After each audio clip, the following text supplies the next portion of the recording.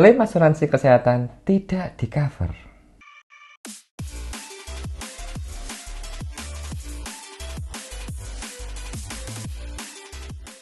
Halo, jumpa lagi dengan saya Suryo di channel suryonugroho.id. Viral lagi nih, ada yang klaim asuransi kesehatan tetapi hanya di-cover kecil dari tagihan rumah sakit. Menarik ya? Coba kita perhatikan dulu dengan sesama.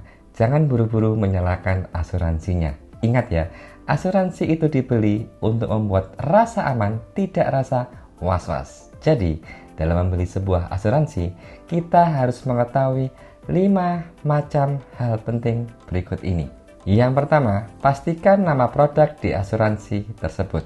Di Manulife ada berbagai macam produk asuransi kesehatan dengan memiliki bermacam-macam fitur. Ada yang on bill, ada yang memiliki inner limit, ada juga yang limit tahunan, ada juga yang tanpa ada limit tahunan per tahun.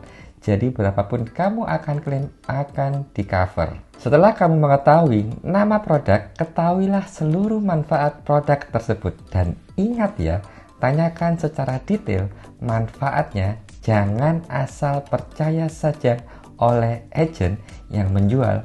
Kalau bisa, bedah satu persatu setiap manfaatnya. Yang kedua, pastikan tidak ada pre-existing condition atau riwayat yang pernah ada. Jika ketika kamu ingin membeli asuransi kesehatan dan sudah ada riwayat sebelumnya, bisa dipastikan ketika kamu akan klaim tidak akan di-cover oleh asuransi. Jawablah kondisimu saat ini sesuai dengan kondisi yang sekarang dan ceritakan secara detail kepada agen jika kamu pernah rawat inap dalam 2 tahun terakhir dan 5 tahun terakhir dan sakitnya apa. Kemudian perawatan yang pernah kamu jalani. Dengan begitu, agen asuransi akan mencatat riwayat kesehatanmu hingga saat terakhir dalam pengajuan asuransi kesehatan. Yang ketiga, bandingkan premi dengan manfaatnya. Ingat ya, dalam membeli asuransi, jangan tergiur dengan premi murah, tetapi ternyata fitur manfaatnya hanya sedikit. Sama dengan hukum dagang ya, ada rupa, ada harga, ada manfaat, ada harga yang harus dibayar. Semakin banyak manfaat yang kamu ambil, maka premi akan semakin tinggi. Prinsip dasarnya seperti itu. Yang keempat, perhatikan dengan masa tunggu. Setiap penyakit di Manulife ada 17 penyakit khusus yang masa tunggunya 1 tahun. Jadi, kamu bisa klaim untuk ke-17 penyakit ini setelah melewati ulang tahun polis. Dan yang kelima, jika kamu sudah memiliki asuransi kesehatan dan sudah berjalan lebih dari 5 tahun, review ulang polis kesehatannya dan pastikan untuk cover atau manfaatnya masih bisa di-cover di tahun-tahun kedepannya. Karena ingat ya, biaya kesehatan di rumah sakit itu tiap tahun pasti naik, rata-rata di 10 hingga 15%. Jangan sampai kamu mempunyai polis 10 tahun lalu dan tahun ini akan klaim tetapi memakai manfaat 10 tahun lalu, tetapi biaya rumah sakit sudah naik 10 kali lipat dari 10 tahun yang lalu. Inilah kelima hal penting ketika kita membeli dan mempunyai asuransi kesehatan.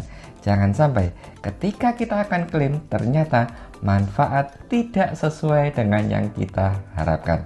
Satu pesan saya sebagai pelaku industri asuransi. Asuransi adalah memberikan rasa aman dan tenang ketika kita diperhadapkan dengan resiko yang ada. Jadi, jika ada asuransi yang merugikan nasabah, perlu ditinjau ulang di kedua belah pihak ya, dari sisi perusahaan asuransi dan dari sisi nasabahnya. Masih bingung cari agen asuransi andalan? Untuk kamu, segera hubungi saya di nomor WhatsApp 081 233 85016 atau melalui email ke suryonugroho84@gmail.com. Saya akan memberikan solusi yang tepat untuk kamu. Saya Suryo Nugroho melayani konsultasi untuk pembelian polis asuransi jiwa, asuransi kesehatan, asuransi penyakit kritis, dan asuransi yang dijual oleh Manulife. Jika ada pertanyaan lebih lanjut, bisa hubungi saya melalui WhatsApp atau melalui email.